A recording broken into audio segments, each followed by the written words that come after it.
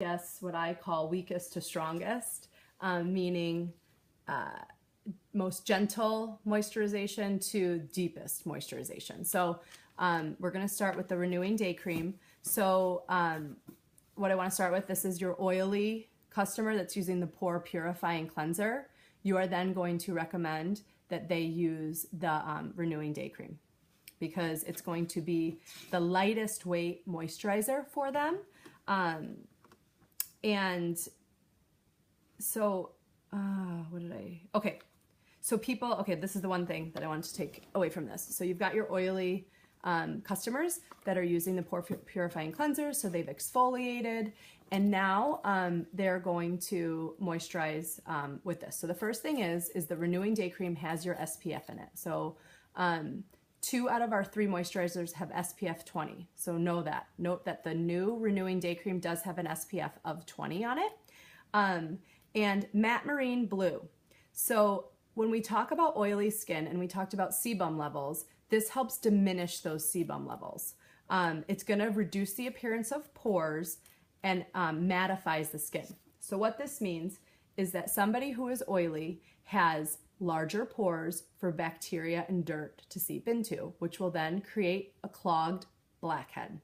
So that's how that happens. So you are gently exfoliating with those jojoba beads, and then what you are doing is reducing the sebum levels and that production of that sebaceous gland from this Matte Marine Blue. So that's one of the really active ingredients in it, and it's really important that you guys know why that is in there and what it's doing for their skin and why they want to use it.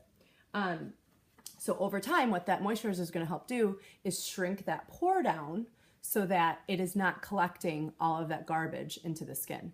It's going to mattify the skin. What does that mean? Somebody who is oily is shiny and greasy looking and looks, you know, shiny oily all the time, and it's not pretty. So it'll help mattify the skin down so that they don't have really wet, oily looking skin.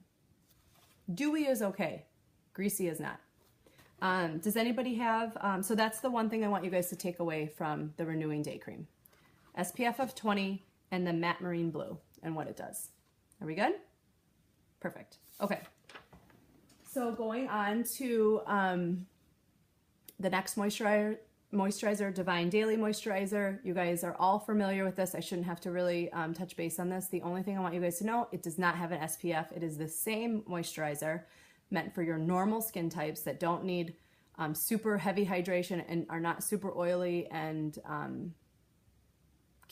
need a little bit more than that lightweight renewing cream. No SPF. Just know that is the only one that does not have an SPF. And you guys should know about all the ingredients in there. The squalane helping reduce the fine lines and wrinkles. You're going to hear squalane used a lot. So just know that it's the same product repackaged. So the third moisturizer is our Hydrating Day Cream. So I'm a personal user of this. I tend to lean on the normal to dry side. So I'm using the Hydrating Day Cream as my daily moisturizer on my skin. I had a really hard time for a while, you guys. I couldn't use Divine. It wasn't enough for my skin. So even mixed with Uplift Serum and the Divine, I had to go to a heavier moisturizer until this was launched, and this has been a saving grace, and I have it on my skin right now. So we do have an SPF of 20 in it. So it has that natural emollient of the baobab oil in it, which is super hydrating. Coconut oils, long-lasting hydration. It has, I know, dewy is okay, Rebecca, greasy is not. So super heavy hydration. It is like a big drink of water for your skin, and it feels like it stays on there.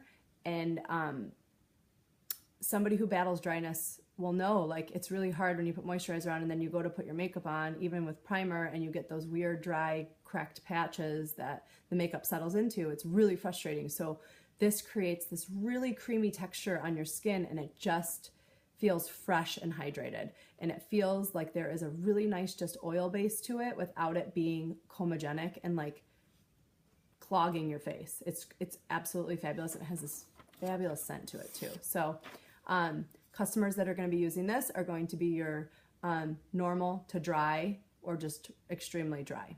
Okay? So we're going to move into some of the treatments. I'm going to start with the Royalty Detoxifying Mask. Everybody, I hope, has tried this because this mask is absolutely incredible. Obviously, the main ingredient is the active bamboo charcoal. I talked a little bit about this on my, I think it was on my teen page, that activated charcoal goes back to like ancient Chinese medicine, and it was used as an antibacterial agent in a lot of things, including when they were making tea. They would put it in the water to kill bacteria. So not only is it killing bacteria, it is pulling and drawing out all of those impurities that live beneath that epidermis, like, and it's drawing and sucking them out. So a lot of times with this mask, you guys, people are gonna experience the opposite effect of what you would think. They're gonna start to break out. They're gonna get dry because it's working. It's going deeper and it's pulling and it's pulling and it's pulling. So it's taking all of that out. And then it's our job after we're doing that to rehydrate and re-put back in there all the good stuff. So anybody can use this. Somebody who is super oily can use this probably every other day if they wanted to. Somebody who is normal, you could do, I would say the recommended 2 to 3 times a week. Somebody who's drier, like I'm a once a weeker, that's all I need because I do get extremely dry after using. It oxygenates, meaning that the oxygen activates and is working. That's why you guys see that foamy tingle. So when you guys are selling this product and sharing it with people, it's really important, I think, that you tell them not to put their fingers in there. The recommendation is to dip your 2 fingers in there and use your fingers to apply. So I really recommend, now whether they use our brush or not, that they use some sort of brush. If you guys have ever gone for a facial, they're not applying their masks with their fingers. They're using a facial brush.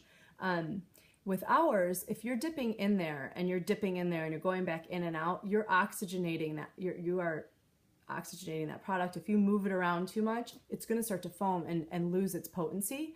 So if you're dipping in a synthetic brush, like our foundation brush, the bigger foundation brush, not the liquid foundation brush, I use it for my concealer, and you can use that to paint it on. It is an absolute killer application. You can get up into really nice application underneath the eyes, through all the creases close to like your lips and around, and without sticking your fingers into that jar. And it's a great way to upsell your customer. It's $20 for the brush. Can I add it onto your order? And it'll really help in the longevity of the product life. So, and application wise, then it's not getting and sucking into your fingers. It's just going on the brush and coming off onto your skin. So that's a great tip with that mask. So what else can I tell you guys about this mask? You're gonna wanna make sure that when you are taking it off, now I'm somebody that's super sensitive, and a warm washcloth can really wrench on my skin sometimes. So I like to use our Shine makeup remover cloths because of the rosemary and the jojoba and all that extra oil that's in there. And I take it off with the Shine cloth as much as I can. I rinse that Shine cloth right under warm water, and I take off the mask that's kind of, you know, built up on there, clean it off, and then I keep going. So then I still have that warm cloth going over my skin, and I'm still getting the oils that are still on that cloth because they do not disappear from rinsing. And then I've now then added on my Shine cloths to the order. So the person who came to me who wanted just the mask now has an application brush and a removal process. And it gets them introduced to another product along the way. So Kimberly, like if your nose broke out, it could be because it's pulling out all of the gunk that we like. I mean, this area and around here for me is where all of my, like my pores get clogged. I get, you know, blackheads there.